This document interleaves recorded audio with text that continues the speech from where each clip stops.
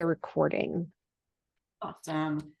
Thank you so much, Vicki. And I would just want to thank the whole set of GCC personnel. And we have a few of them here, Melissa and Elizabeth as well. Thank you so much for thinking of me and always inviting me for these things. I really love to do this and stay, with my finger on the pulse for the trainees. It's really a lot of fun for me. So if there are any of you that did join us last August in person, welcome back. And for the rest of you, if you weren't there, don't worry. Things have changed in the last year. I've updated this if you've seen it before. So we have a lot of things to cover. Before we get started, though, I really want to engage with everybody as much as we can virtually.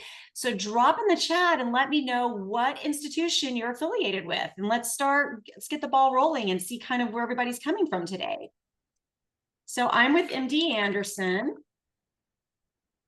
Texas A&M, a few more MD at Rice, UT Houston, UTMB, UT Health, Baylor, Methodist, U of H. Oh gosh, yay, we have a lot, like almost everybody's covered here. Great. Well, again, welcome everybody. And for those that don't know me, I always like to give a little intro on myself so you know who I am. So I'm Liz Hileman, and I'm married. I have 3 kids. I have 2 kids in college and 1 in high school. I got my bachelor's degree from Texas A&M and my PhD right here in the Medical Center from the MD Anderson, UT Health Houston Graduate School of Biomedical Sciences. I'm a breast cancer survivor. I'm a proud breast cancer survivor. I'm not only surviving, I'm thriving, and I will fight to always be having the best quality of life possible for myself. So everything that I do is very personal at MD Anderson. When I graduated with my PhD, which is now over 22 years ago, I actually did not do a postdoc. And that I know a lot of people might be thinking about doing something similar. And I just want to tell you that it's definitely possible. When I did it 22 years ago, it was a little less common to see people graduate straight out and not do a postdoc. But I did that, and it was something I was very passionate about. And I went directly into the Office of Technology Commercialization at MD Anderson. At one point in my life, instead of going to graduate school, I thought about going to law school and doing patent law. So this was a perfect transition for me.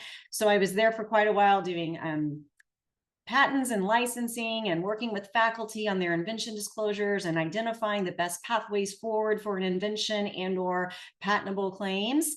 It was a wonderful experience for me. And from there, I transitioned into other positions across MD Anderson, including one in the VP office, doing strategic alliance management and working directly with outside pharmas. Grant writing and research development as well. A lot of research administration went along with these things. I also have some experience in graduate education as well. The graduate education came from my time when I was at UTMB in Galveston. So welcome to anybody from UTMB. I recognize some of the names on here.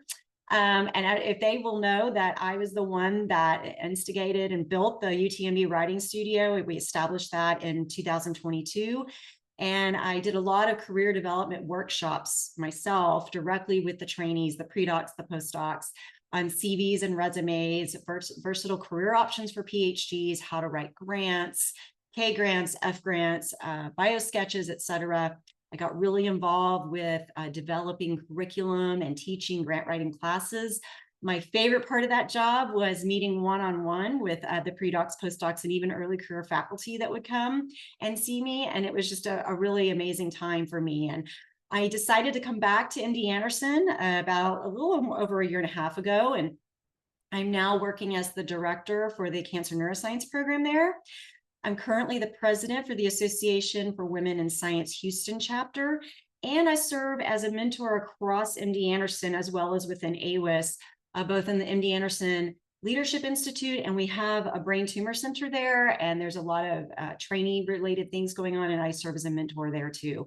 So I just always like people to understand, if you don't know who I am, why I was asked to come here because of my background and experience, and hopefully what we cover today will also be helpful to you in some way.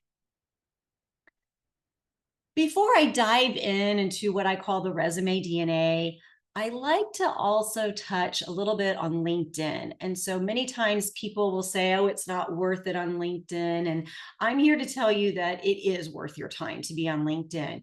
So if you don't have a LinkedIn profile, or if you have one that you don't really maintain, I would strongly encourage you to get on there and start creating a profile, and you update it periodically. Make sure it mirrors your resume and or CV, which I'll get to in a moment, because recruiters will go directly to LinkedIn if they land on your resume and they like what they see and they're like, oh, I want to learn more. They will go digging around because their name and their reputation is on the line if you get to get an interview. So they're going to go digging around. So if you have something out there that's stale and old and maybe not up to date, go fix that now. And if you don't have anything out there, or maybe you have Instagram and, Snapchat and all the other social media things, make sure that you make a LinkedIn profile, and you want to make it solely dedicated to only professional related topics. So create your profile and make sure you have a professional looking picture. What do I mean by that? This is not the place to have a vacation picture, or you in your swimsuit or a cover up, or on the back of the boat with a beer in your hand. This is not the place for that. So I would strongly encourage you to go get a professional headshot. Most of the institutions around, especially for trainees, will offer this free of charge. So if you haven't done so already, contact your graduate school or your postdoc office and ask them about this opportunity. Ask them, hey, do you guys offer this? And if they say no, then ask them if they will. But I can tell you that most of the places I've been associated with directly, as well as the ones I work with, usually offer this at some point, maybe every other year or so. This is also the place on your LinkedIn where you get to really build your brand. What does your brand look like? What do you want recruiters to know you for? This is where you get to decide that. So go out and list all of your publications. And I have a little note here that says maybe things that might not be on your abbreviated resume, because we're going to get to that in just a moment. But this can be as long or as short as you want it to be. And I would encourage you to go put all of your publications, even if you have a blog, professional blog, on there, community outreach that you might do, organizations you might be active in, any kind of volunteering that you might do, go put it on there. It really shows your well-roundedness, and people will be, oh, that's really good to know. And maybe they don't see that in your resume, because as we're going to get to in a moment, resumes tend to be much shorter and more concise. Once you have your profile that up and running and it's updated, this is where you need to go in and start doing a little homework. Find and follow the pages of interest in the industry. What do I mean? If you're looking specifically to get a job at Genentech, then you need to go identify who works at Genentech. You don't have to reach out to them directly. You can follow them. Then you can make comments on the cool work they're posting about. So go and comment on things. For example, the company you're interested in, maybe even your friends and your colleagues, they're very active, but you haven't been. Go in, tell them, great job. This is an exciting finding for these reasons or that. There's going to be jobs out there. You can repost the jobs, or you can like them. And other people will say, oh, this person liked our job in neuroscience. What does this person do? And they'll go click on your profile. These are the kinds of ways that you can show how engaged you are in a very positive way in this professional environment. And I have a little note here at the bottom that if you want to connect with someone directly, but you've never met them. So for example, maybe it's a recruiter at Genentech. Or maybe it's one of the postdoc program directors at Genentech or Pfizer or wherever, and you've never met them before. You can still connect with them, but if they don't know who you are, it's going to be pretty hard for them to say, okay, accept that connection request. So I recommend that you send a little note. Doesn't have to be long. You can say, hi, Dr. Smith. I am in my 5th year of my PhD and graduating in 2 months, and I'm looking for jobs in the industry. I would love to connect with you. If you have some time, love to chat with you as well. That extra mile that you go is probably, going to give you better probability of that recruiter accepting your connection and remembering your name than others who are just blindly connect with no note. So that's my 2 cents on that. Now, the most important thing for LinkedIn is that you should never, and I mean never, ever, ever treat LinkedIn like it is your social media account. What do I mean by that? This is not the place to start talking about world events, politics, religion, anything along those lines that tends to be polarizing, that tends to find people arguing and nobody really finding resolution to. This is not the place for that, okay? I know I've seen it creeping in more and more on LinkedIn, and you may see that too. Do not engage. Just leave it be and make sure that you leave this as professional as possible. And that's going to be my little soapbox for today about that, because you want to portray yourself as a professional at all times. So today we are talking about resumes. So how are resumes different from your CV? Many of you are, either a pre-doc or a postdoc most likely, and you have probably spent an enormous amount of time updating your CV. And I'm very glad that you've been doing that, because it will make your resume writing easier. But CVs tend to be very, very detailed, really with no page limit. You can put as much detail as you want in there about that paper you wrote, or as much detail about, your poster presentation at AACR as you want. Resumes are on the opposite end of the spectrum, and they're very succinct. And I say 2-page max. If you are a student, you probably should shoot for 1 page, but postdocs, you have a lot more experience and maybe you've done a few more things. So 2-page max. CVs, again, you're listing out every single thing you possibly have done, every journal club potentially, every publication and presentation, anytime somebody pat you on the head or gave you a wonderful, really loud award. However, on a resume, you're not going to be doing that. We're going to be very, very selective about what you're putting on there, and making sure if you're putting an award or honor on there that it has to do with the job at hand that you're applying for. Your CV really gives your entire picture of everything you've done in your career, from the moment you stepped foot through maybe even college, your undergrad, but definitely since the first day of your graduate school days. And again, resume is not like that. We're not going to hear about every single thing you know about and every technique you can do. We want you to put things on there that are only specifically related to the job and the job posting that you're pursuing. And CVs, of course, are typically used for academic or really research-focused roles, whereas resumes are used for industry, what we're talking about today, or business roles, etc. And this is what we're really going to focus on today. So I'm not going to talk about the speed. Going up. Doors closing. Oh, I think we need to. There we go. Thank you for that. So I want to say one quick thing before we move on. And there's no single right way to do it. There's no wrong way to do your resume. And what I like to say is the only right way is the one that gets you to the interview stage. Okay. This piece of paper or this document is not going to get you the job. What's going to get you the job is your interviewing skills and your abilities. This, however, gets you to that point. So you have to have a sharp resume, and then you got to have sharp interviewing skills. So what I'm presenting here today is not the only right way to do this, but it is the best practices that I have seen both personally as well as with the various mentees that I work with, and what's been very what has helped them get the furthest along. So I just wanted to put that out there. So if you see something on here and you're like, oh, I like that, but I want to tweak it a little bit, absolutely do that. You need to make it uniquely yours. Okay, no need to squint and get worried about this. These slides will be shared, but I just wanted to show an overview here of what I call the basic resume DNA.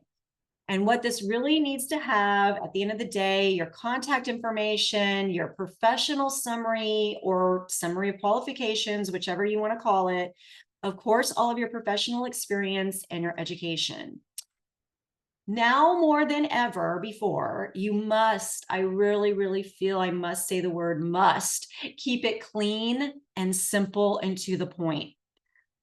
This is not the time to have fancy fonts. Stick to the, generic fonts that everybody knows, which I'll touch on later. Don't put graphics and emojis, and don't try to use these templates that have 3 columns or 2 columns and you're trying to cram as much text in there as you can. Why am I saying this? Because this kind of generic looking template that I have up here, which is just my own personal template, I mean, even my own resume is in this format, is really, it's easy to read. And many times trainees come to me and they're very, very concerned about the ATS or the automatic tracking systems. And this can be read by one of those. I'm about 50-50 on whether or not these big recruiters are actually using those. I hear the majority of them say they don't, but now that we're moving into the economic climate that we are and the job market that we're in, with, you know, basically the market's being flooded with PhD level everything out there, as we all know, I can't say that's still true. So I want you to make sure that you're not putting anything that can be misconstrued by AI or anything as something else. So somebody recently showed me one and they had these little icons for like where their email was and then their phone. And I said, get rid of that. So I want you to keep it as clean and simple as possible. Okay. And now we're going to go through each one of these sections. I'm going to blow up examples. We're going to walk you through it. And then we're going to have the breaks, as Vicki mentioned, to go through and have some questions. So contact information is pretty self-explanatory, but let me go ahead and make sure we know. Definitely put your name at the top. I like to have the name in bigger font with boldface, and your degree with your master's and above. If you've just bachelor's, that's kind of understood. Don't put comma BS or BA. We know that. Definitely a phone number. On that phone number, if you have an answering or voicemail of any kind, make sure it's professional sounding. This is not the time to have, you know, a recording on there that's asking, you know, with loud music playing in the background and you're like, hey, it's me, leave a message. Like none of that. Make sure it's very calm and collect. If it's your own voice, or just have the standard, hi, you've reached this number and I'm unavailable. Okay. Definitely your email. I don't anymore like to recommend your whole address. Just put your current city and state. And of course, your LinkedIn profile. Someone is asking in the chat, and I know we were going to wait a moment, but this is a great question. Google Scholar profile or Orchid ID? Absolutely. If you would like to list that, please do. This is just the basic resume DNA. If you are applying for a job that's heavy research and you need to have like them know and understand, you know, everything that you've done and all your publications, I love the Orchid ID idea. I have it on mine. I just don't have it here right now. So yes, go ahead and put it on there as well. Make sure that you kind of space everything out and make it look nice. But again, aesthetics matter, but more importantly is the information that you have on there. Next up is the professional summary. So this is where we're going to take a few minutes to talk about this. So professional summary or summary of qualifications, and this is the section that's meant to highlight your key accomplishments and qualifications for the job. And I want to bring you back to the idea that this is a resume and not a CV. So this is not the area to go write everything you've ever done, okay? This is to highlight why you would be a good fit for that role. This section can be in a paragraph form, or it can be bulleted, and I'm going to show you examples of each so you can see what I'm talking about. And in case you missed my giant highlighted bold-faced words here, this is the time in this section where you really need to go read the job description very, very closely. You need to find those buzzwords, and I'm going to talk about buzzwords in just a moment, in the description, and find ways to utilize them in your summary for what you have done. Now, I'm not saying to go and copy everything that's in the job posting. You do, however, should try to bridge some of what's in that posting with some of your capabilities and why, again, understanding the fit there and help your reader. Remember, communication, half of communication is making sure you understand who your audience is. And the audience of a resume is probably the recruiter, who may or may not be a scientist.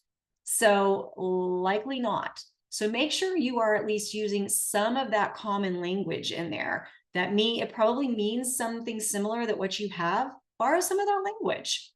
Again, you're going to focus only on the key qualifications here that make you stand out as the candidate. It could be technical skills. It could be certifications. It could be really cool specific training that you've accomplished. It could be leadership. It could be an array of things. We're going to go through this. But again, my last bullet point here, do not make this an exhaustive list of every single thing you've ever done and trying to cram it up there in this little section. You want it to be easy to read so that your audience, your reader picks it up. And if they read nothing else but that, they'd be like, oh, this person sounds very interesting for this role. Skills to mention, again, if you were with me last summer in person, you'll remember at the time I used to break this out with summary qualifications and skills. And I'm not doing that anymore for various reasons. Some of the changes I've seen, some of the recruiters I've talked to kind of said, fill it up in the top. It's just a, extra section to dig through kind of thing. So again, I want you to mention skills in there, but again, only the ones that are relevant to the job. Again, it could be lab techniques, your programming languages, your data analysis, whatever that might be.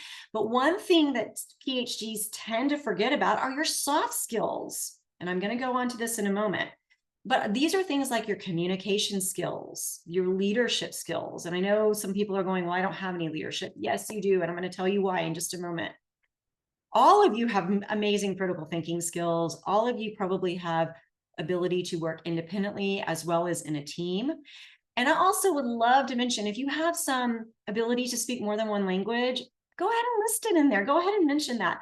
This is a big deal now. So if you're bilingual or trilingual, don't hide that. That's I would put it on there.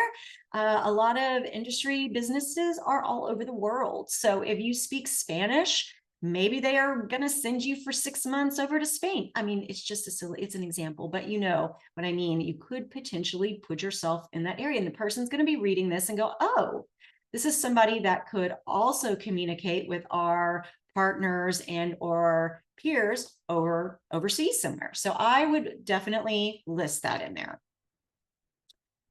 Okay, here are several examples, and don't worry, I'm going to show real life examples, but these are ones that I have in my template that I want you to look at. So again, I have it in red here, looking at the buzzwords from the job posting and determine which ones of those fit your experience and start listing them here. So this is in bullet form, but these are some examples that you might want to put on there. Maybe if it's a very technical type of role in the lab, in a group and within, I don't know, Pfizer, you have experience with applying a broad range of molecular and cell biology skills, such as, and you can list all these things out, you're making data-driven decisions and you're advancing preclinical objectives. That's pretty solid. If you have demonstrated capabilities in any of these things, again, I'm listing lots of ideas here. I would not say any one person has all of these, but maybe you do. But you have demonstrated capabilities in leadership, or maybe you're really great at scientific or technical writing, maybe oral presentations, communication overall. Maybe you can translate complicated scientific subject matter into easy to understand things for business peers. That's another thing you could put on here. Maybe you are someone who can mentor really well, or maybe you have lab management skills. You can, all of these things together, you're fostering interdisciplinary teamwork, you're cultivating trust. These are strong, strong statements. Statistical expertise, maybe if that's important for the job, definitely list out those types of things. And I have an example here about bilingual proficiency. I did, again, want you to think about your transferable skills. I find that a lot of times PhDs forget about their transferable skills. They either sell themselves short and think they don't have any, or they're not even thinking about that. So I'm gonna talk a little bit about this. But when I'm talking about buzzwords, and I added this slide just this morning when I was thinking about this. What do I mean by that? What is a buzzword? So these buzzwords are actually those key transferable skills I want you to think about. So for example, in a job posting, it might say, hey, we're looking for a self-starter. What does that really mean? Well, this means someone who can identify the problems present and or where they need to get to and start making things happen. And they don't need to be told, oh, hey, you found the problem, go make it happen. They just take the initiative and they get it done. And then they're showing up to their supervisor and saying this. And that is a self-starter. Is that a PhD skill? You bet it is. Every one of you, either pre-doc or post-doc, I promise you, you are a self-starter, even if you feel like you're not. If you've how many times have you run into problems with your dissertation work or your project in your postdoc? And you don't want to go running to your advisor or your mentor for every single little thing. You are the one sitting there going, oh, wow, this didn't work. And this is what I thought I was going to be able to see the protein level. So now I've got to find a different way to do that. How will I do that? And you start walking around and I'm identifying the resource or person or core or other lab that can help you. That is what a self-starter is. So I promise that you probably have this in you, even if you don't think you do. Another one is strong communication skills. I frequently come across especially women who don't feel they have the ability to give good presentations. You can and you do. The PhD training is all about this. I know you know this. You have to write all the time, even if it's an email to a colleague in another lab about why you need to go use their microscope. You're telling them in no uncertain terms and easy to understand on their side of things, why you need to use their equipment and asking if you can, work with them to do so. You can write papers, you give effective presentations, you're doing journal clubs. That's another way to communicate someone else's work, right? Not even your own. Being an active listener on the other side of that is also part of being a really strong communicator. And I want you to remember that. So if you're an active listener and can adjust the way you're doing things or the way you're saying things, that is just as important as being able to stand up there and talk about the work. If you're having the ability to, I mentioned this a moment ago, translate complicated subject matter into easy to understand language for your audience, again, understanding who your audience is, if that is your boss, or if that is, for example, a philanthropic donor who's coming through your lab and your boss says, oh, hey, we have donors coming through. Where they're going to be touring, maybe talk to them a little bit about your work. If you can talk about that without getting into the nitty gritty of how you did the Western blot or the DNA PK assay or whatever it is, and you can just explain to them so that they can understand and give that 2-minute elevator pitch, you have strong communication skills. Are you results driven? Of course you are. That is all the PhD is about. Even if it's bad results, you are results driven. PhDs sometimes think, no, my project didn't work because I got bad results. No, you got the results that now we understand that proved or disproved your hypothesis. And even if it was wrong, that's a result that is now going to drive future decisions on the research. So if you're focused on those goals and measuring your success through outcomes rather than just, hey, I spent 5 years pipetting my brains out and doing all of these things, no. You did all of that to come to a final outcome, good, bad, or indifferent, that now will drive future decisions. That's results driven. And how about wears many hats? I see this a lot sometimes. You have to be able to wear many hats. What does that mean? You should be comfortable working across many roles. If you're somebody who can go do the lab ordering, be at the bench, also talk to donors, also stand in for, one of your peers when they're out. If you are someone who can do all of these things on the drop of a hat and also go write up a quick little summary of this week's experiments, for example, then you can wear many hats. And PhDs frequently do this. So I promise you, you are comfortable working across roles. And how about detail oriented? I think, yes, every PhD in one way or another is detail oriented. We have to identify our errors, not only in our own data sets, for example, but maybe others. And of course, follow complex procedures precisely. Absolutely. So these are just some of the examples that you might come across in some of those job postings that you think, I don't know what that really means. I don't know if I fit this role. You do. You have these skills and more. So now let's talk about some real life examples. And the number one piece of advice that I like to give is that I hope that you can go out either online or in person and ask your friends, your peers, your family members to share their resume with you. This is how you're going to get in this mindset to understand what you need to write about. I wanted to show this one. This is my personal friend who was a fourth grade teacher who was looking to pivot in her career, and she wanted to go a different direction. So she's putting on here, hey, I am a very experienced and knowledgeable, even self-directed. She could have put, have a lot of self-initiative, but educator who has a very successful track record.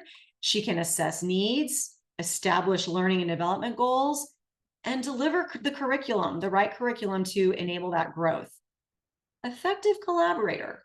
I like this one. This is why I have it kind of underlined. She develops and maintains relationships. She uses the word stakeholders. Where do you think she got that from? She got that from the position description.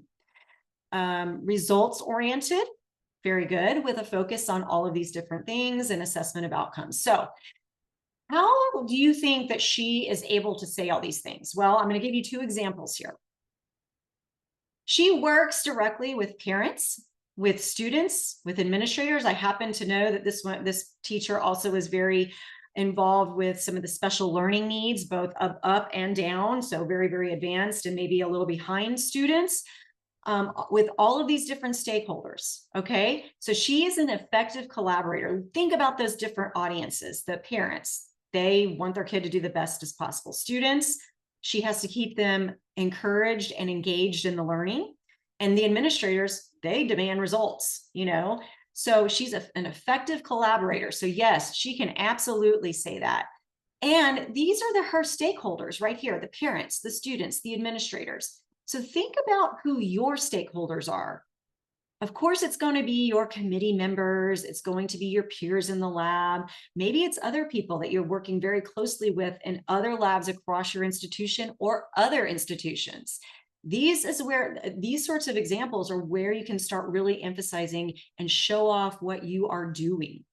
The other example I like to show here is that she has to develop these really specialized lessons plans, both as for her whole class and then for these individual students that are, again, both maybe very advanced, maybe a little behind. And based on what she has there for those individuals in her class, she has to prioritize what has to come first, second, third, and then she's got to do documentation. I mean, if any of you have a child, you know that the teachers are documenting everything. So she's very results oriented. Okay, she's waiting for those results to come in to guide her next decision. And she's very focused on prioritizing, organizing, and planning with her documentation. So I just think this is a fantastic example. If you have a teacher friend that's looking, go look at theirs. Maybe I'm putting this up here because I don't want you to limit yourself to only trying to look at people who are in your field. You can look, if you are a PhD trying to go work in the lab at Pfizer, you can go look at your business friend, or maybe your business owner friend, or your teacher friend, or your teacher aunt, whoever it is that is in these totally different fields, and get a feel for how their professional summary looks. And the more you read those and the more you pick up on that language, the better it is for you to translate your abilities in your professional summary. Here are some soft skills that I always ask PhDs to think about and consider. You're not going to, again, list all of these on your resume, but these might be the ones that are really important for that job that you're after. So, of course, critical thinking, communication we've touched on, leadership we've touched on. I mentioned teamwork and independent working abilities. How about public speaking? Project management, I guarantee you every single one of you has project management skills. You have had to do your own dissertation project. And even if you have the best mentor in the world, you are still having to manage what comes first, second, third. Am I doing specific aim 2, before I'm doing, or in parallel with the other ones? How am I doing this? The management of your project matters. And if you're doing it efficiently, people will notice. So project management, very important. How about mentoring? Mentoring is a big deal. I mean, you think it may not be. But if you are looking at bringing in undergrads, for example, a lot of times we have college students come in for summer internships or rotations. And if you're the one teaching the skills, you should be able to show that off on your resume. You are mentoring the next generation of scientists coming in, especially if they come to you and you show patience and kindness and you're really teaching them something and you take the time to really have it soak in, let them ask questions. You are becoming a great mentor. And in some positions, that's very important. Time management, time management and organization. I know you all have that. Even if you think you're a bad time manager, on some level, there are deadlines and you have to meet them, and there are consequences if you do not. So that is great time management. Lab management, I like to put on here, especially as you become kind of later in your PhD and or during your postdoc, you might start getting more and more responsibility in the lab. Maybe they're going to turn to you and say, oh, hey, Liz, can you please be the one you're, doing all the cell culture? Can you let us know when we need to order X, Y, and Z? This is lab management. And when you're doing that, you're not just ordering for yourself, you're taking into account the other individuals in the lab. Maybe you even have a budget in there. This is where you start working in. You have some financials. Maybe we can only spend this much. And so I ordered this much based on our current needs and the people in the lab coming in. This is where you can really, again, showcase what you're doing. How about adaptability and resilience? Every single one of you has this. If you are currently working on your PhD, if you already have your PhD and are in a different role, every single one of us has, I guarantee, how many times have something gone wrong and you've had to adapt? Even if you've planned out your week and you think you know what you're going to do, and on Tuesday something blows up and you completely cannot finish that part for the rest of the week and you have to start all the way over. That's adaptability. That is resilience. You don't give up and you don't throw your hands in the air and go crying to your mentor. You just adapt. And that skill set is one that is hard to find sometimes. So definitely talk about this, especially if you have a personal challenge that you've overcome to get where you are. You can definitely talk about that perhaps in your cover letter, which I will touch on later. And of course, networking and relationship building. If you are working with another lab, if you are collaborating with somebody at another institution, this is all major networking outside of your tight-knit family lab family, I should say. And every one of us has to do this at some point or another because we don't have every single capability available to us in the lab.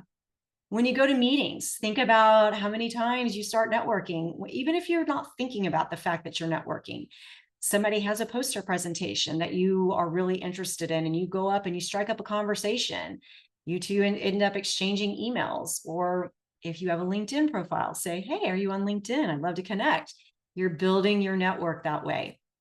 That relationship building is beautiful, and one that if you have the ability to do that, that is a really great skill that everybody's looking for in industry. So I'm going to take a pause right here, and Vicki, maybe you can, I can also look here. Let's see, meeting chat. Let's see. Yeah, so there was a question about whether they should be using their institutional email or a personal email. Yes. Okay, on that one, it's totally up to you. I don't think it matters. But, personally, I put my own personal email on there. That's just the way I like to do it.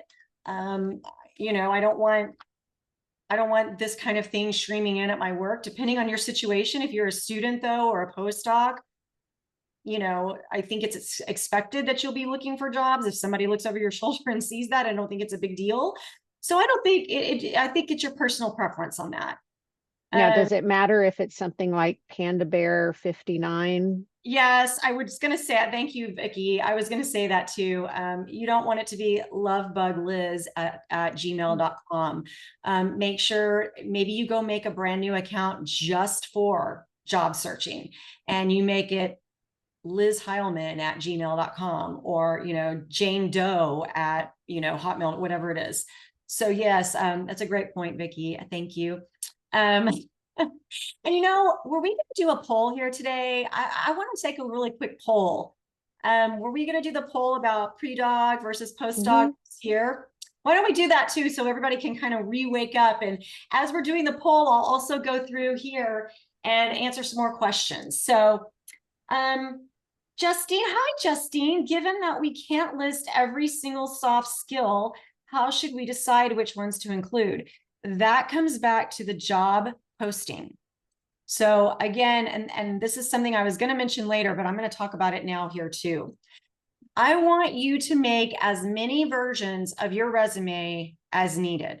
You don't need just one and done. You should always have a new version. And look, there are some people out there that disagree with this, but they're few and far between. I want you to have a resume for Pfizer, for Genentech, for, you know, a postdoc position, you know, even a research administration position.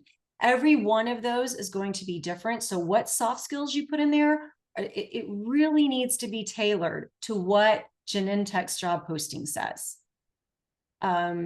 That is my answer for that. And if you ever have questions about that, or, you know, you're not sure, this is when I really encourage you to start talking to your peers.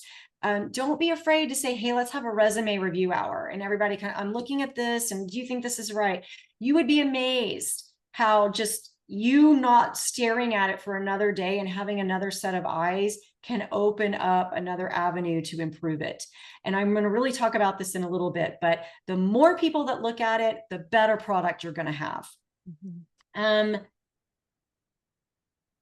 There's another question about if you are on scholarship, is it effective to mention that you're on a scholarship during your professional summary? Oh, absolutely. And you can actually list that even in your professional experience, which I'm going to get to next. And you'll see in a moment, I have that as an example.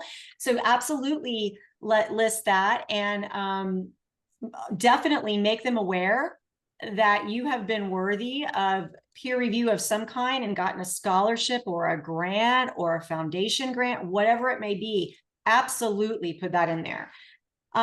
Sarah, you say, if we're planning to relocate after graduating, how can we indicate that? Would this change the address we put in our contact info? No, I would put your current, and you can actually add to that, you know, for example, Houston, Texas, you can say currently located in Houston, Texas, and then address it in your cover letter. And I will get to that at the very end about cover letters. I feel they're very important. Do not ever assume they are not important. This is where you can address things like little things like this that make a big difference. You can also address it in, you know, if you're able to have any kind of open or established email communication with the recruiter later, you can talk about that. But definitely, I would put something in there currently located in Austin, Texas. I think we have time for about one more. One more. Okay, so for objective summary, if we don't have space for that, is it okay not to have one? Or should we shorten our bullet points? I would say if you don't have one, that you have too many bullet points somewhere else. And I'm going to touch on that in a moment. So I really don't think you should have more than 5 bullet points for each one.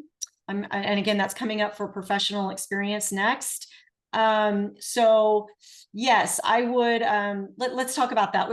I'm jumping the gun a little bit. Okay, so I'm going to go ahead and end the poll, and we can take a look at the results. So, okay, good. So we have mostly later graduate students and early postdocs and later postdocs. Okay, great. And some early graduate students and other. So that's kind of who we thought the audience was, but I just wanted to make sure. Thanks for running the poll. I appreciate that, Vicki. Sure, no problem.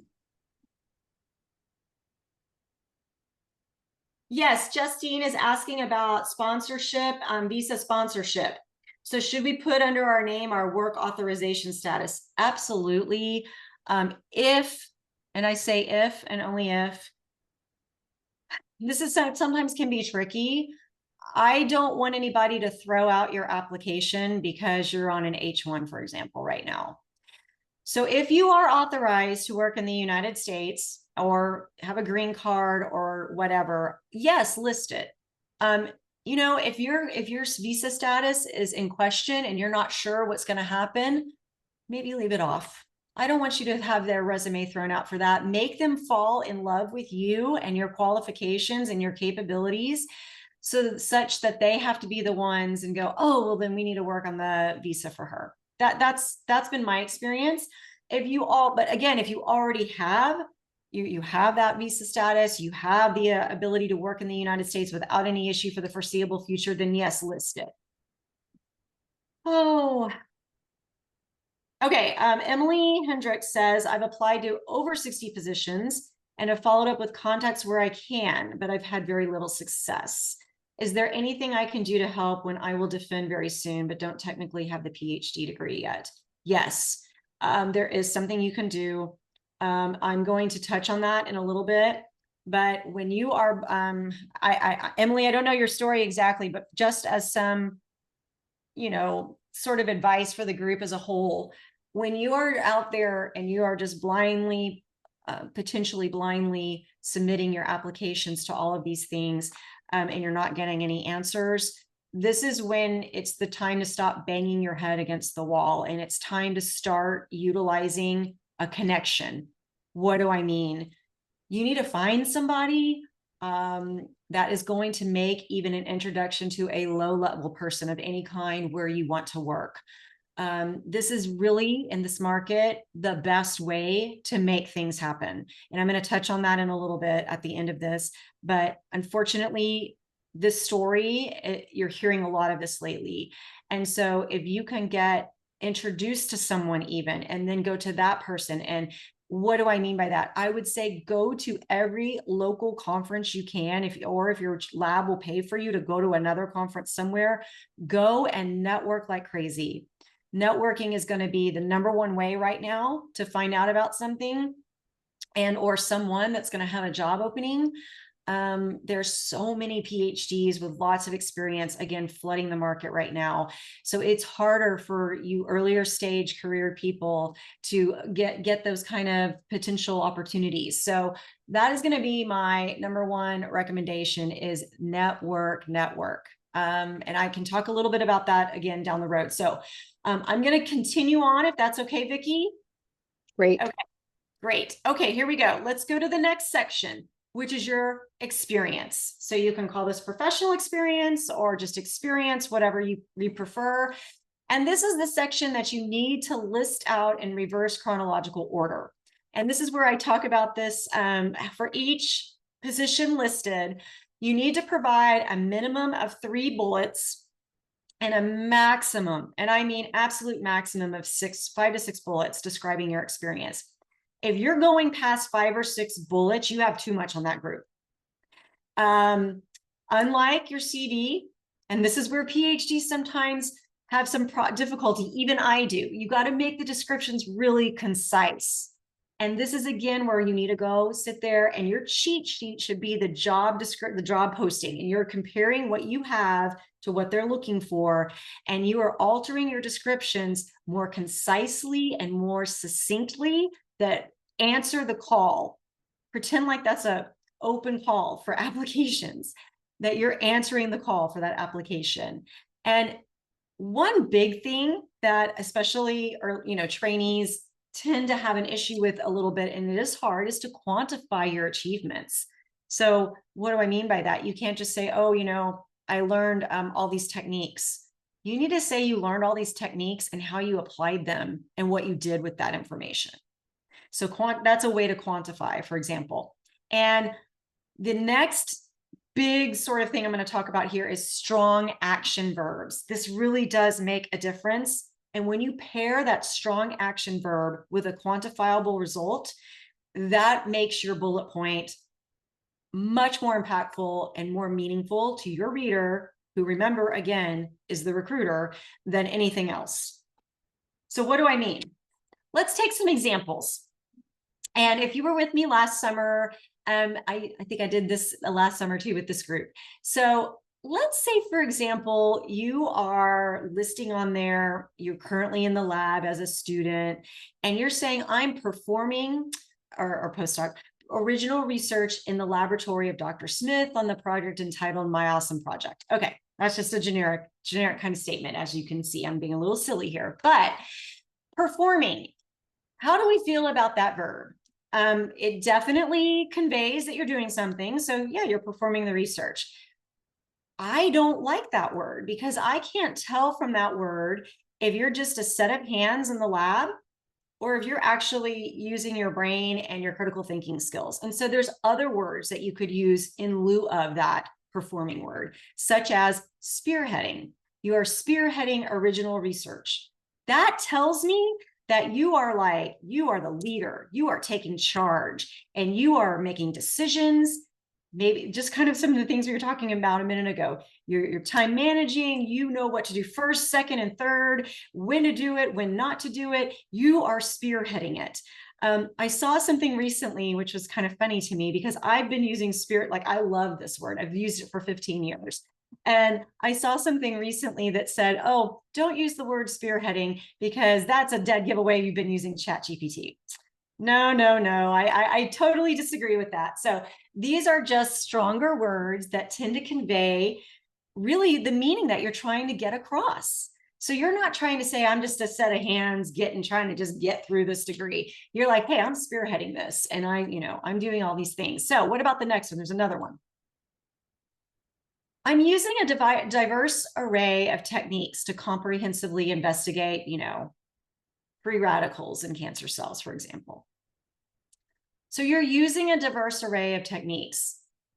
That's okay. So again, you're getting the job done, but are you just going and pulling the lab manual out and you're sitting here to step one and you're not really engaging again? Or are you doing something more like you're leveraging your knowledge? You know these, like all of these arrays, and you're leveraging how you can use them to solve a problem and or answer a hypothesis. So again, leveraging, using, you can see the difference there. And it really does. It makes an impactful difference to your reader. And I have one more here. You started a new seminar series. Oh, great. Does that mean that, you called and made the room reservation and ordered the catering? Or does it mean that you established it? Like when I see established, I think, man, this person found the right reason. Like, for example, maybe there was no seminar series on free radicals and leukemia cells. They're like, we are going to establish a new seminar series on this topic. And I've identified speakers. I know who's going to come in. That just, again, it's a lot stronger than just started. So these are just some examples. And I really like to emphasize this because those verbs matter. And when you're writing your actual sets of positions you've had, I want you to pay attention to that strong verb tense. So past tense for jobs in the past. So you established that new seminar series in 2015, but you are currently spearheading the original research as a postdoc in so-and-so's lab. I think it looks super sloppy when I'm reading a resume and there's still present tense on something they did 10 years ago or 8 years ago, and it's an older job, they're not in it currently. So I just want you, that's just a minor attention to detail that, just cleans up your resume a whole lot. So that's something to think about too. So what are some other strong verbs and where can you go look for some? So these are just some of my favorites. I like implemented, really strong, makes me think, yeah, they got this themselves. They created, they launched, they pioneered. All of those are on there. Perhaps you strategized and came up, or you came up with a new strategy. You are mentored someone towards their PhD. You expedited, you cultivated is a great one. And so I kind of wanted to put this up here, and Vicky's going to drop in the chat these actual links so you guys can go click on them. But we also are going to provide this at the end of this session so that you can see where you can go. So these are two of my favorites. You can go Google this and you'll find tons and tons of other academic centers out there that have these. But I love University of Penn's and MIT's. They have MIT's is awesome. And then this one over here is just the Liz Hileman's own favorite strong verbs for resume writing. So I just put it all in alphabetical order. It's just in a Word document, but I really encourage you to go spend some time and think about this and go look at this and see how you can kind of elevate your resume with some of these simple changes. Just a strong action verb can make all the difference. And for anybody that has a lot of bullets already sitting there, the right verb can really help you maybe even bring a couple of those together. And so you can say, you know, cultivated this and this instead of two separate bullets, that kind of thing. So yes, Vicky's already plopped those in there. Thank you so much. So I really encourage you to do that. Okay, this one looks very messy, but don't worry, I'm gonna walk you through it, okay? So whoever mentioned the scholarship, I definitely want you to put that in there. You can put current recipient of the, you know, most amazing prestigious scholarship known to man for PhDs for this much money, you know, for this period of time. If it's a competitive kind of, you know, renewal that you're getting every year or so, put that in there, note that. You know, if it was you know, you competed for it against your peers, note that. And so what I wanted to say here is, like, for example, this person has an F-32 grant as a postdoc. That is amazing. That is something, that is a person who's very results oriented. They have enough data they have the ability to utilize the data, think about the data, write up the data, and get actual funding. Massive result right off the bat. Number one thing, I'm like, wow, this person's amazing already. Next one here, they're leveraging their expertise with this tool. I say a multidisciplinary toolkit. You could list out a few things in there to advance understanding of whatever it is they're working on. And a publication, findings to date have identified that, for example, perineural invasion is key for triple negative breast cancer mets.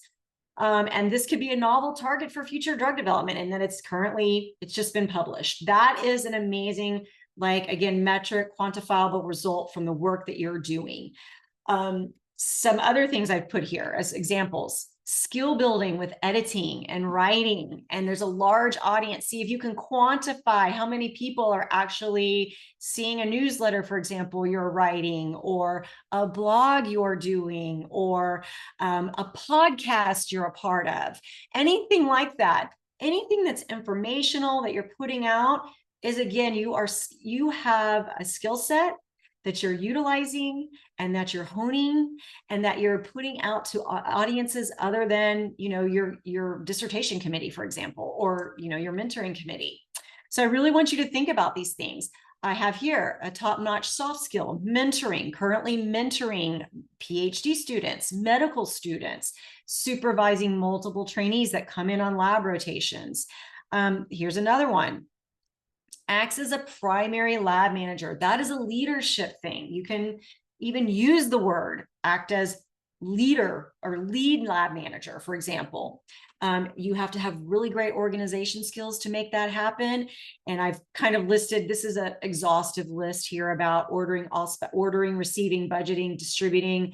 Maybe you're doing one of that, all of that, or just one, you know, of course, alter that. And then I wanted to put here, do you see this one that I highlighted?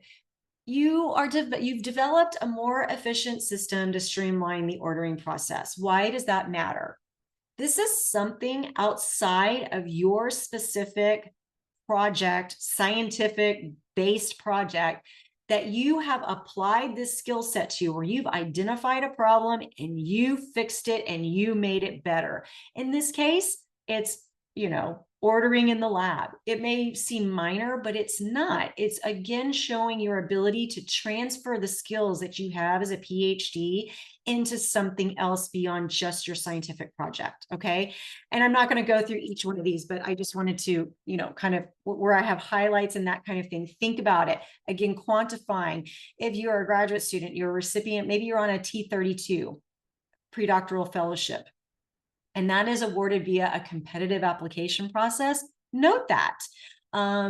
Maybe it's only one of 3 slots, note that on there. Maybe you could also put the years that you've been on it. Maybe you're a published author as a student. That's a big deal as a student, okay? Talk about how many papers, of which how many are first author. Even if you're in the middle of 20 authors, it's still a publication. You still contributed to it. You put it down. If you're mentoring people as they come through, elected positions. I really like that one. I had to put this on here. If you're in the Graduate Student Association or another organization on campus, some of the campuses have, you know, student senates and that kind of thing. If you're acting as a liaison between your school and a larger entity, these are huge leadership positions. I definitely talk yourself up This is a skill set that, yes, is not directly related to what you're doing in the lab to get your PhD, but wow, oh wow, it shows your people skills. And if you've been elected to it, you had to stand up in front of everybody and say why you know, or write something that they had to read and vote on you. That is even bigger. So leadership is what they want. Even if you're going to be someone working in a lab, they want you to have a leadership skills. I really like this one at the bottom too, that's highlighted. If you're, you know, doing anything, maybe you're working with students that are younger, high school, there's a lot of clubs and stuff that go around and do science fairs and science experiments. If you can translate those, again, really complicated scientific topics into a language that whoever your audience, your layman audience is, that they can understand, that is an amazing skill set. And that is something that, again, you need to be able to do, even if you're speaking to other scientists, but they're not in your field. So I have friends that are geologists. They don't know what I've done and they don't understand what I'm doing now. But if I can speak to them on their terms and tell them about it, then they go, oh, okay. So again, even from scientist to scientist, it matters because not everybody's going to have the same knowledge base and the same background as you have. So again, anytime you can showcase yourself in these ways, definitely do so. Okay, really quick, let's take a quick look at the question box again, Vicki, if we have anybody that has questions. One of the questions was just about, you know, how do you do experience, but maybe you haven't been paid for it, but it's still an experience that you have. Maybe it was a volunteer experience or it was something that you did while you were a PhD student, but you didn't necessarily, it wasn't a paid experience. How do you include that? Even if it's not paid, add it in there. That is your experience. And you can knock off the word professional and just put experience in that section. Alternatively, there are some other sections that I'm going to talk about in a moment. And if, you know, if you kind of have a little bit of space and you can put some more, well, you can add that in there. And I want you to emphasize that leadership role. But here, that's a great question. I would not leave that off, and I would definitely find a way to incorporate that somewhere. That's my 2 cents on that. And then just as another question that I came up with was, what if you've got job experience that is not necessarily related to the area that you want? Like maybe you were a waitress, or maybe you worked in retail. And so it's, you know, you might be hesitant to put it in your resume because it's not as professional looking, but you still can leverage that. You had customer service or something along those lines. Yes. Again, it comes back to the job posting, in my opinion. If I were applying to be a director for novel drug discovery of small molecules for breast cancer at Pfizer, I would not list that. But if I were doing at Pfizer instead, potentially, I don't know, I'm trying to think of something, head of the postdoctoral program there, maybe I would if it was relatively recent, just to show my people skills. And especially if I got something that maybe I was doing that to put myself through school, you know, that kind of thing. And you could list that in there. And especially if you got some kind of, and those kind of roles, I'm not sure how much you get like an official award or honor, but consistently praise for excellent customer service, something like that. You could put in there just to showcase it. But again, it is so dependent on the job description. So I would really, again, ask myself, is this relevant for what I'm going for? Great. And Claire asked a question. Often they suggest that you use the job title advert in your own resume title. So as a postdoc, you would change it then to biomedical scientist. Is this okay to do? And what's the best way to do it? Yeah, that is a good question. You can list it as biomedical scientist and then put in parentheses, you know, postdoctoral fellow 1 or whatever, what the actual title was that you had at that institution.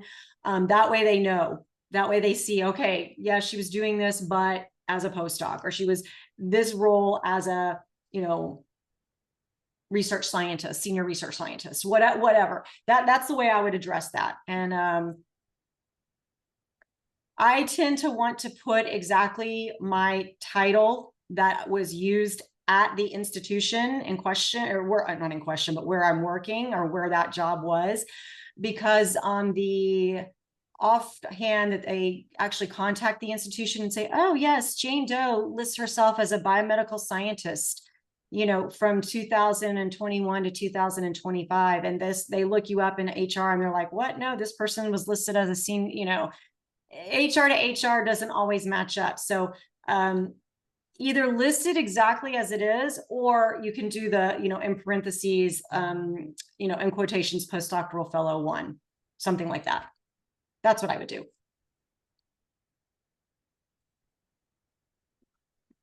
Okay, we have anything else here? Are we ready to go on?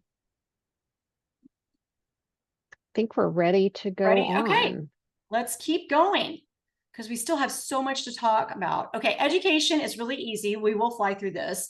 I think the biggest pieces of this are really your summary of qualifications and your experience. But of course, education, please list your most recent first.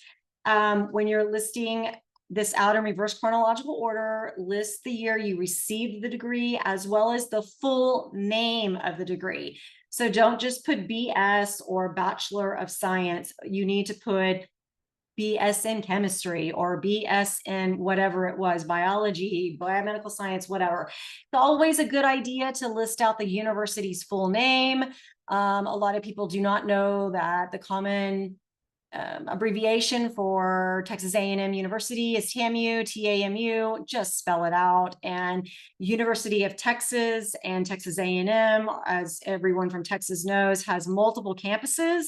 So make sure you're putting the city and state. So if you have Texas A&M and you were at the main campus, you need to put College Station, Texas, or if you were at University of Texas, but Arlington, you need to put University of Texas, Arlington, Texas, so that they know exactly where it came from. Simple example, you see it, you know it. This is not too complicated. Here are some other sections, though, that I really want a lot of you to strongly consider. And the first one listed is publications. And I do feel it is important if you are wanting to go into an industry role, especially in the lab, running experiments, doing data-driven things, publications really is important. And so definitely don't stick to one page if you've got a lot of publications. Definitely have this. If you have a bunch that you're not sure they all matter, maybe just put selected publications. Students, listen up. If you don't have publications, or maybe you just are a co-author on 1 or 2, make this section called publications and presentations. And then you can go in and put your own, for example, poster presentations where you're the first author, for example, it really highlights your name.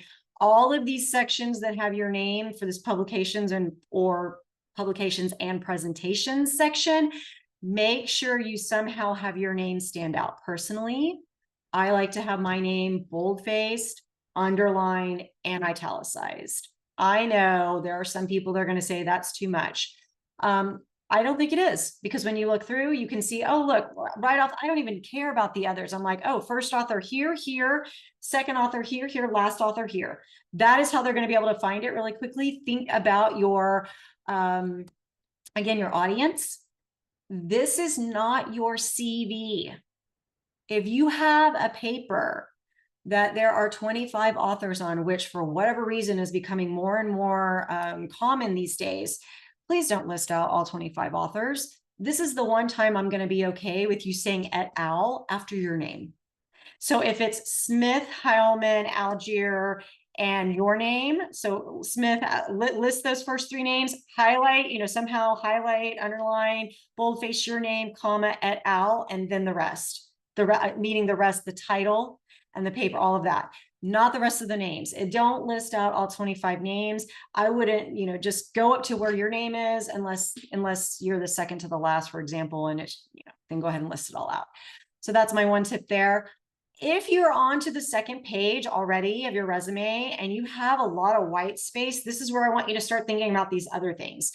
Honors and awards. If you are on a T32, for example, This is where you can put it again and put maybe a little more information than you had before. Professional affiliations, especially if you are doing any kind of leadership role in there. If you're on the board or you've helped organize a regional conference or even a regional committee of some kind. Volunteer and community service, I still feel really shows that how well-rounded you are, how you aren't just focused on only science and you're very, have work-life balance is a great way. If you have the space, put that on there. And again, note in there if you've done any leadership or mentoring roles. Even if sometimes some of the postdocs you get chosen as reviewers for NSF, graduate research fellowship fellowships, that kind of thing. If you're early career and you were selected for the early career NIH review, what is it called, committee or whatever they have for those people to give them experience, note that on there. That's really, really important. So these are just a few of the other sections to consider. If you have another section that isn't here, that maybe you feel is very important, but you're not sure you've seen it listed, I would definitely talk to my peers and see what they think about listing that, if it's really important or not. Here's what I kind of did here, just again, this is on my own little template. It's sometimes the publication section is optional. If you're applying for something else, it's not necessary. But again, maybe a scientific writing position, industry research scientist role, definitely should probably put your publications on there. All of these other things. And then I have one other little tip here that I like to put. If your resume happens to go past one page, I definitely like it as somebody who has reviewed like a big packet of resumes. If you have your name and the version date sort of that way, if I'm looking at it 3 months later, I remember when this was sent. So it's Jane Doe in August. That way I'm not scrolling up and down and having to remember who it is and where and all of that. It's just you don't have to do it, but I think it's kind to your reader. And remember, keeping your audience in mind when you make things as easy as possible for a recruiter, it's always a good thing. Okay, so I do want to hit a few summary things that I feel are super hugely important for all of the things I just talked about, but definitely when you're finalizing your resume. So consistency, so important. Please do not have different types of font. Please don't have different types of font styles. If you're using even as simple as two spaces after a period versus one space, it just looks messy if you're not consistent. And I really think you should stick with the most widely accepted fonts, which really are Arial, Times New Roman, and Calibri. There's probably I think there's another one, Georgia. My favorites are Arial and Times New Roman. My all-time favorite is Arial. This is printed in Arial right now, just what you're looking at. So consistency though, whatever you choose is fine. Just make sure it's consistent and don't have size 14 on this paragraph and size 12. And guys, when you're copying and pasting from one document to the other, assume upfront that it's not going to copy correctly and make sure you go in and make it perfect. Okay, clear headings. I think this is huge. Whether you use my template or another one or your own, and there's a million out there, make sure you have clearly delineated headings so that your reader can be like, okay, summary. I need to know what they did for honors and awards. They can go there and see it if you have room. Quantifiable metrics, like I said, is really important anywhere you can. And when I say this, you don't want to put in embellishments or exaggerations for what you've actually done. Don't put it in there and don't be caught in a white lie later. I just emphasize the quantifiable metrics where you can, because it just makes it more impactful. But I don't want you to feel like you have to force something on there every time. If students, you're very early, you haven't ruled, you haven't cured cancer yet, and you haven't ruled the world yet, and that's okay. So if you don't yet have a quantifiable metric, that's all right. Just don't feel that pressure to put something on there, because I want you to avoid those exaggerations so you don't get caught in anything later. White space is very important. If you have 10 bullets and then you're cramming the next section right there, it just looks crowded. And honestly, a recruiter is going to look at it and it's exhausting psychologically to them to want to have to go through it all. So utilize that white space, make it clean, simple, and that gives you that beautiful professional look I keep chanting about. And again, quality over quantity, max 2 pages. If you guys have 3 pages or more, sit down and start cutting. There's no reason to have more than 2 pages. And oh my goodness, my number 1 tip. Everybody wake up so you can hear my number 1 tip. Proofread your resume, proof it again, proof it the 3rd time, the 4th time, and I want you to proof it up to 10 times, okay? And then when you feel like you have no other problems with it, then I want you to go to your friends, your colleagues, your family members, and have them proof it. More feedback gives you a better product, guaranteed, every time. Don't be shy. Don't be afraid to ask for help. If they don't have the bandwidth, they'll tell you, hey, I can't do that, but offer to review theirs in return. Say, can you review mine and I'll review yours. Proofreading matters. You would be shocked and stunned how many times some of the top people I've ever known have brought something to me and said, it is perfect, I know it, and I see a typo on it. If Microsoft Word is underlining it, check it. And if you've accepted it, if there's an acronym on there, for example, like make sure it's spelled out somewhere. You don't just put an acronym and assume everybody knows what that means. Little things like that matter to a recruiter in industry who's looking at 100 of these a day. Okay, so proofread, proofread, proofread. If you walk away with nothing else, I want you to have action verbs and proofreading. There you go. Okay. How do you want to submit your resume? People frequently ask me, do I need a cover letter? And I will always say yes. Some people will tell you recruiters don't read them. Others will tell you it's important. I want to pose this to you. What does it cost you to have a cover letter? It costs you a little bit of time, but that's about it. If the recruiter doesn't read it, you're out a little bit of time. If the recruiter is looking for it and doesn't see it, you're immediately probably kind of thrown to the not so interested pile. So I am here to tell you, spend time on a cover letter, no more than 1 page, maybe 3/4 page, succinct, address issues in that cover letter that you could not address in your resume. Somebody brought up earlier about relocating. I would definitely say I'm excited to apply for this. I'm open to relocating anywhere, or maybe you can only relocate within the United States, for example. Add that in there. Put in there things like I'm graduating at this time. I'm leaving on this date. You know, whatever it is that you want them to know that you feel would really help you out and or help them make a decision to select you for interviewing. Put it in the cover letter. Okay. Should you apply on LinkedIn? My answer is no. I think LinkedIn is wonderful, as I've talked about it previously here, but I do not like it for job postings. I think it's good to know that, oh, look, so-and-so is posting a job here. But what you need to do is go to that actual company's site and find that job title. Most times there's a website out there with that original posting, and LinkedIn is just another way in which they're kind of elevating and amplifying the message of the job that they want filled. Okay.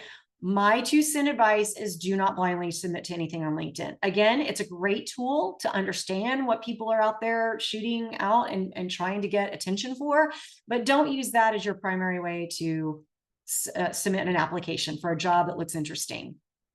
And how do you follow up? We touched on this earlier. Once submitted, you need to make sure that you've received a confirmation email of some kind. They will send you one. Okay. Even the automated systems will go check your junk folder if you don't see one.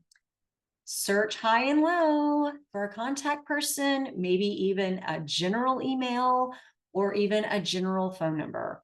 And I would make contact. I have called up a number before to the general HR department and been like, yeah, I can't see if I saw you got this, but where did it go? It's gone in a black hole. Of course, they said it much nicer than that, but you can say, hi, this is who I am. I applied on the state. I got your, either you got the email, but you wanted to follow up and check in and understand where it is in the process. Or maybe you didn't get the email. Say, I didn't receive an email. Is this how your system works? Can you double check for me that you've received it? And again, sometimes they have a website where you can go in and make an account and follow your application through the process, and that's even better. But if they don't, this is a great way to at least get started with establishing the connection. And we kind of touched on this earlier. What is the best way to get my resume seen? And I'm just going to say it. It's through a direct contact these days. I'm not saying that you should forget about your resume. You need to work on your resume. And yes, you need to be submitting. Continue to submit. But in parallel, really ramp up your networking, ramp up your ways of identifying who knows who. And this is where LinkedIn really comes in handy. If you see a recruiter, for example, who is potentially connected to your mentor, for example, or someone on your committee or some faculty member, reach out to the person you know and say, hey, I see that you're connected with them. Do you know them? And if so, can you make me an introduction? I can't tell you how many times I've heard this and good things happen. Now you may not get the job, but at least that's one step closer. And then that just opens up more and more. You know, every one of you knows this. The more connections you make, each one has their set of connections that you can kind of, you know, be connected to and all of that. You can start looking through all of that. These are the tools you need to be utilizing to get your foot in the door and someone to actually strongly consider your resume. Okay, so these are some of the resources that I really like to point students and postdocs to. A couple of these Vicky's already put on here. LinkedIn for PhDs. This is a great little write-up just about how PhDs can use LinkedIn to their advantage. We've already talked about University of Pennsylvania and MIT's resume action verbs, but they have, you know, the career centers associated with them are awesome too. And I love Johns Hopkins. I mean, these are just the top ones. There's so many others around that you can go Google, but these just happen to be my personal favorites. And I can stop real quick if there's any other questions. I didn't build this in yet, but I was going to give one more slide on what happens when you get the interview. So do we want to, if not, I'll just keep going, Vicky. Yeah, I think given time, we've got like 5 minutes Yeah, left. let's keep going. And then we can ask more questions at the end if they want to hang on. Okay. So congrats, you got the interview. Now what are you going to do?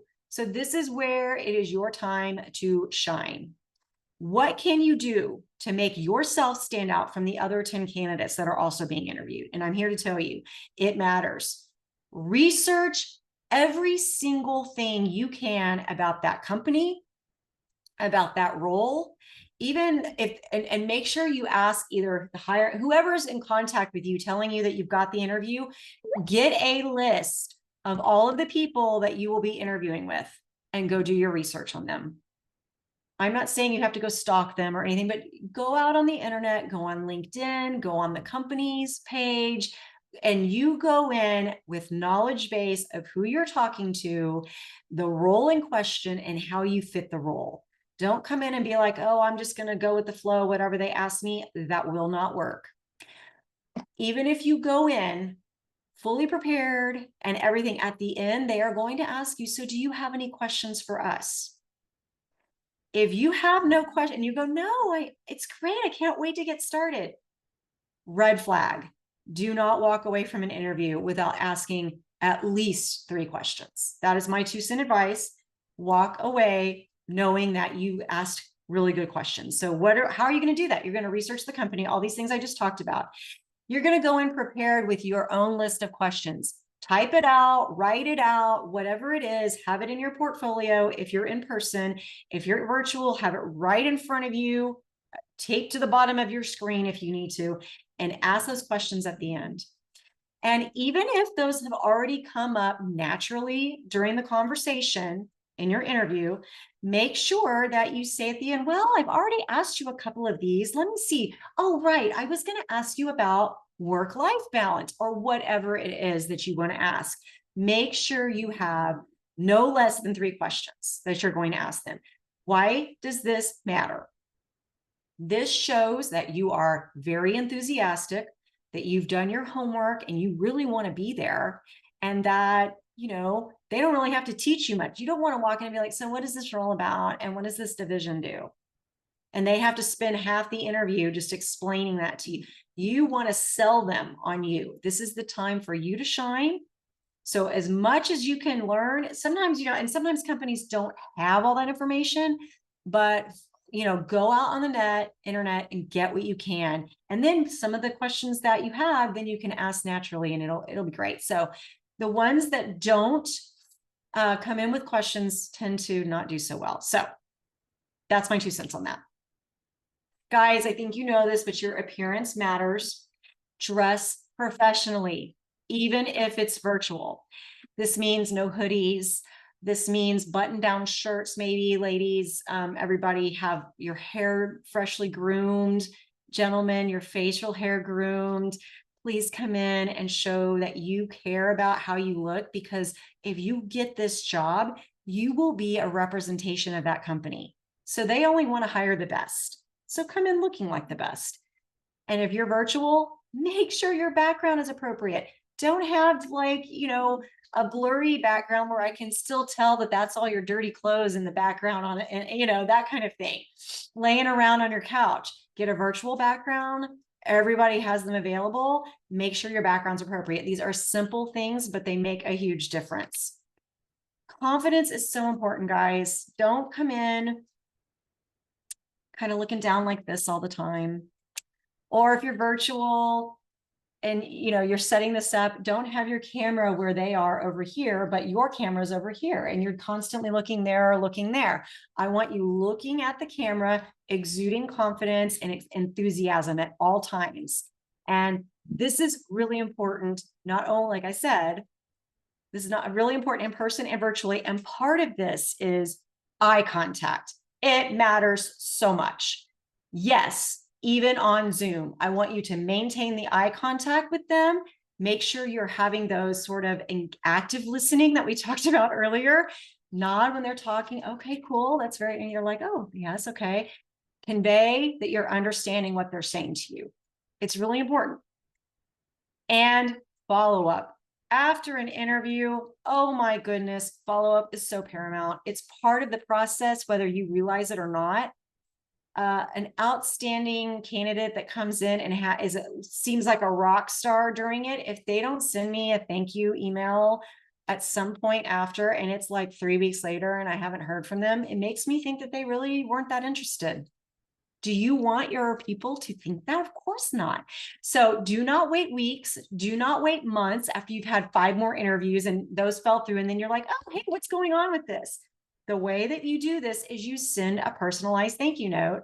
And that's via email within 24 hours. You do it with everyone you met with. If you met with 5 people that day, my recommendation is to send 5 separate emails. Yes. Oh, yes, it will cost you time, but if you want that job, that's what it is. I would recommend not sending it just to the whole group, but that's better than nothing. So number 1, an individual email. In that email, talk about, again, how enthusiastic you are about it and reiterate some of the points that you discussed with that person during the day or that came up in the group discussion. I'm especially interested in the, norovirus research that the group is doing. And this project, whatever it may be, Project X was the one you mentioned, and I'm super excited to learn more about that. Anything that conveys that you walked away with a lot of understanding and a lot of enthusiasm is the way to go. So all I can say is follow up, follow up, follow up. Even if you feel the interview went bad, follow up. Okay. That's my 2 cents on that. Okay. So now I will stop for that. That's all of my slides for the day. So are there any other questions we can hit? And I know we're like 1 minute past, and I know I was talking at everybody a lot, but I hope that this was really helpful. No, this has been great, Liz. I really appreciate your time and your enthusiasm. We just had a couple of questions kind of going back. One question was about industry-related jobs and publications, is that they might be less interested in publications. So is it fine just to provide a summary of the number of papers and then a link to Google Scholar? Yes, that is a great question. Yes, you can do that. You can do it one of 2 ways. I agree with you whoever asked that question. Sometimes it depends on the company and it depends on the recruiter. Okay. This is why I don't want you to leave out the publications altogether. I think you should have your Google Scholar on there. If you want to have a summary on there of like, 3 first author papers and 2 co-author papers, whatever, they can go check it out. However, and I'm gonna refer back to, actually GCC had a Merck recruiter here recently. Vicki, when was that? Like a month or 2 ago? It was back in the spring, so like April, May, sometime Okay, then. so maybe Yeah. even May, like a few months ago. And I heard during her presentation, she's a recruiter and she did want to see the publications. So again, but I think she was a scientifically trained person who's now in a recruiting role. And so again, I think it comes down to the person, who your audience is. So I would not leave out the publication. So now you need to decide, maybe based on your space and that kind of thing, if you're just going to list your Google Scholar or your ORCID ID and briefly summarize it, or if you're going to go ahead and have a section on it and have a few of them listed. Really up to you, but please don't leave those out, because I do think that, yes, it's not an academic role, but I think industry looks at this because they want to see that what you have done is actually been peer reviewed and viewed favorably enough for I keep saying an application, I'm sorry, a publication. So that's my 2 cents on that. Please don't leave out your publications, but if you want to, if you don't want to spell them all out completely, then put your ORCID ID or your Google Scholar. Okay, the next question is about whether they should include previous professional affiliations or just current. No, yes, I see this one. Are you referring to if I plan to apply for a scientist position in industry, should I include an experience where I worked in the sales and marketing department? Absolutely. At a big pharma, yes, I would put that in there, because that will indicate to that, again, audience person who's reading, the recruiter, that you understand the culture of a big pharma. You're not coming in as sort of, wet behind the ears, academic student kind of thing. I would definitely put that on there, and you could even address that in your cover letter and talk about how you have previous experience, albeit in sales and marketing, but that, that experience is what helped drive your decision to go to graduate school, and now you're looking to return to pharma industry, for example. Something like that. So I would definitely list that. Yes, that's a great question. And then Armando was asking, can you, like, let's say you only have the email address for your immediate contact, but there were other people involved. Can you ask in your follow-up email Yes. or in your questions for their contact information as well? Absolutely, you can. And if for some reason you don't get it, during the actual interview, you can do one of 2 things. Whoever you may be the HR person, and you tell them, please, can I please get their email? I would like to send a thank you note. I've never heard an HR person say no to that request, but I guess anything's possible. But yes, it is totally, completely appropriate to ask for that. And I don't see any reason why not to do it. So yes, definitely do that. And then Armando asked another question about a professional portfolio. That might be another presentation, and what all goes into one. So that may be something that we need to schedule a different I think that's another whole other talk. Yes. Okay. About what you need to bring into your professional portfolio. Okay, great. And then I think the last question is, if you connected with someone at a certain company and they told HR that you applied, is it okay to ask, when does HR reach out to the candidates if they're moving forward? So if it's kind of in HR, yes. Okay. Yes, absolutely. Do not be, now you don't want to pester the ever living snot out of whoever the contact is at the company, but it is very fair to ask and say, hey, I did apply on this date, but I haven't heard anything. Do you know what the typical timeline is?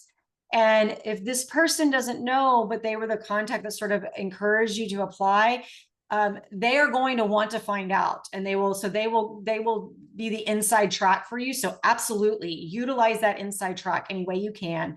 And again, don't pester, but ask very politely and professionally if you can get a timeline on that. Absolutely. These are great questions. Yes. So, okay, well, I am putting in the chat that we are going to be sending out. Some of you have asked about slides and other resources. And so, yes, Okay. we will be providing those to you. I will send those. I've also put a, I don't know why this, every time let me edit this out. Every time I have been putting something in, it has randomly been putting in a grant number, which is bizarre. So, Oh, wait.